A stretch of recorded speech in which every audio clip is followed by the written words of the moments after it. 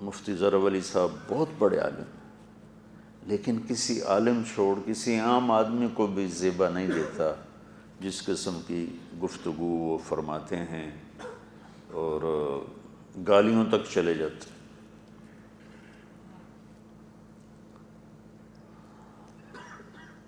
وہ مجھے زندیق تو کہتے ہیں، ملحد بھی کہتے ہیں، تو میں اس کی تعویل کرتا ہوں، کوئی ان کے پاس دلیل ہوگی میرے زندیق ہونے کی یا ملحد ہونے کی؟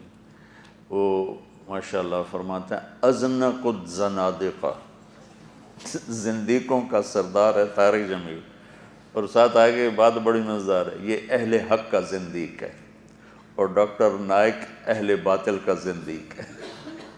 ڈاکٹر ذاکر نائک کے ہاتھوں پر ہزاروں لوگ مسلمان ہوئے، ہزاروں لوگ۔ ہمارے مولوی مسلمانوں کو کافر بناتے پھرتے ہیں، اس نے کافروں کو مسلمان بنایا، وہ زندیق ہے۔ تو میں اس کی تعویل کرتا ہوں، کوئی ان کے پاس دلیل ہوگی۔ لیکن ایک دفعہ ان کا اس کا نسب بھی طوائفوں سے ملتا ہے، میں کہا یہ میرا کو اس نے اپنی بیٹی بنایا ہوا ہے، وہ طوائف ہے، اس کا نسب بھی اس کے ساتھ ملتا ہے۔ اس کی مجھے تکلیف ہوئی کہ اتنا بڑا بہتان اور جھوٹ اور بلا دلیل، تکلیف ہوئی۔ دیکھو نا، وہ ذوالخویسرہ نے کہا کہ ما عدلت یا رسول اللہ، وہ جو اس میں حنین کا مال تقسیم ہو رہا تھا، تو آپ اتنے بڑے نبی ہیں تو آپ کے چہرے کا رنگ نیلا پڑ گیا، اثر تو ہوتا ہے، لیکن آپ نے کیا کہا؟ من یعدل ان لم یعدل، سبحان اللہ۔ تو واللہ یہ سن کر بھی میں ہماری تو پوری کتاب لکھی پڑی ہے، تو راجپوتوں میں ایک شاخ ہے چوہان، جو سب سے بڑی شاخ ہے، پرتھوی راج چوہان، ہم اس کی اولاد ہیں، کتاب لکھی پڑی ہے۔ یہ اس وقت انڈیا کا سب سے بڑا راجا تھا۔ تو جو یہاں راجپوت ہیں وہ ہیں باہر سے آئے ہوئے، اور اس میں چوہان سب سے بڑی شاخ ہے، چوہان سب سے بڑی شاخ، پھر آگے اس کی بے شمار شاخیں ہیں۔ تو جب وہ پرتھوی راج کو شکست ہوئی نا، تو چوہان خاندان بکھر گیا۔ اس کی ایک سب کاسٹ ہے سہو، ساہو سے ہے، یعنی ہمارے جو بڑے تھے پیچھے وہ بڑے مالدار تھے، جاگیروں والے تھے، تو انہیں کہا جاتا تھا یہ تو بڑے ساہوکار ہیں، سمجھے؟ یہ تو بڑے ساہوکار سمجھے، مالدار۔ تو وہ ہماری کاسٹ بن گئی، سب کاسٹ سہو۔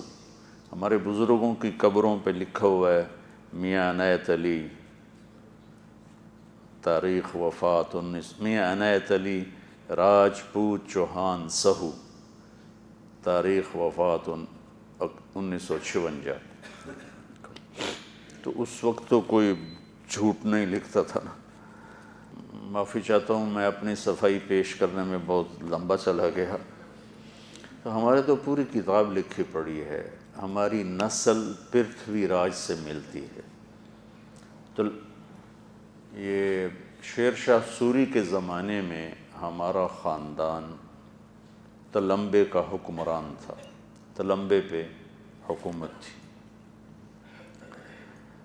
تو میں ایسے ہی زیادہ ہی کچھ جذباتی ہو گیا، اور میں اپنی تعریف خود نہیں کر رہا، میں تاریخ سنا رہا ہوں بیٹا۔ میں تو ایک اولی نطفہ، یہ میری روز کی بات ہے، کوئی 50 دفعہ اپنے اللہ سے، یا اللہ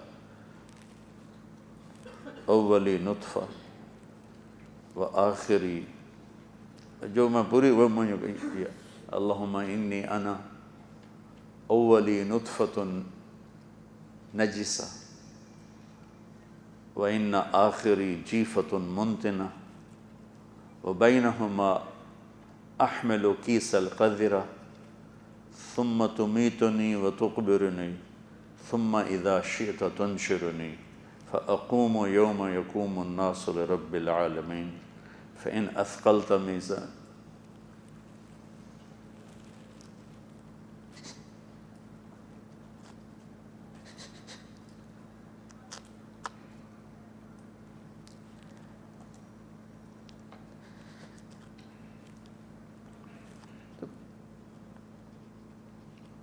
تو پھر میں کہتا ہوں فَإِنْ أَثْقَلْتَ مِيزَانِي فَأَنَا كَرِيمٌ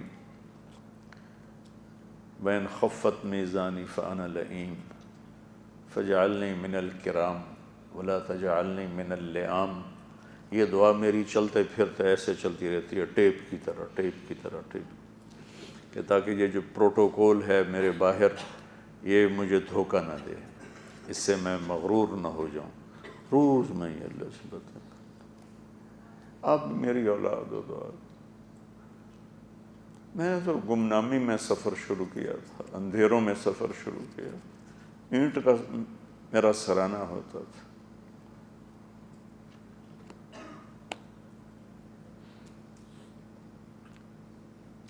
دو ہفتے جون کے مہینے میں کپڑے نہیں بدلے، دو ہفتے جون کے مہینے میں کپڑے نہیں بدلے۔ مجھے تو نہیں پتا تھا ایسا کرے گا میرے سے۔ اب میں اس کے سامنے روتا ہوں کہ تو چند دن رہ گئے ہیں پورے کرنے، مجھے تو نہیں پتا تھا میرے رب، جو کیا ہے تو نے کیا ہے، میری کیا اوقات ہے، ابھی چھین لے، دل تو تیرے دو انگلیوں کے درمیان ہے۔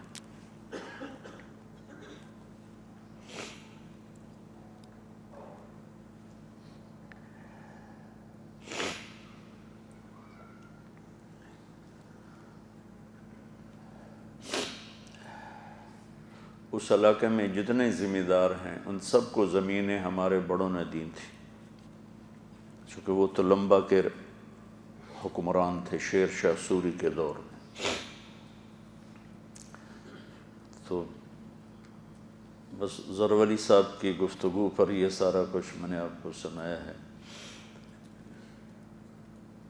کہ دیکھو کسی کے نسب پہ یوں بات کرنا یہ تو کسی ریڑھی والے کو بھی زیبا نہیں چاہے جائے کہ ایک عالم ہو اور وہ اس طرح بہتان، الزام اور دل آزاری، یہ بات نا میں نے دکھی ہو کے کی ہے، اس لیے کہ تم میرے بچے ہو، تم کسی کے لیے دکھ نہ بننا اللہ کے واسطے۔ میں اگر تم نے اپنی زبان کو اچھا نہیں بنایا تو ممبر پہ کبھی نہ بیٹھنا، ممبر پہ کبھی نہ بیٹھ، ممبر پہ کبھی نہ بیٹھ۔ اور میں تمنا کروں گا کہ آپ سب کی زبان شہد کی طرح